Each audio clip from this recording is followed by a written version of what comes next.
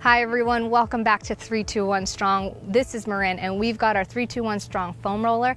We're going to tag the TFL muscles, and these are going to be located right here where the quadriceps attach kind of to the upper hip. This is a great muscle to be foam rolling for lower back pain. A lot of times we want to treat the lower back, but what's happening is we're tight or we've got knots and buildup in the fascia in our quads, hamstrings, TFLs, and IT bands. So tagging some of these muscle groups is going to really help relieve some of that back pain. So to do this, it's very similar to foam rolling the quadricep. The only thing we're going to do is add a slight twist. So on your flat level surface, we're going to get the foam roller in front of us. We're going to crawl over it, placing it on our upper thigh. But what I'm going to do is I'm going to show you, I'm going to slightly twist and bring that roller up because it's going to be at the top of the quad here, all the way up to the side of that hip. And you're going to feel that hip, and it's so tender. Sometimes I like to open up and then roll forward again. And when I feel that tender spot, kind of massage it out by opening and rolling, or at least just relaxing here, breathing it out for 30 seconds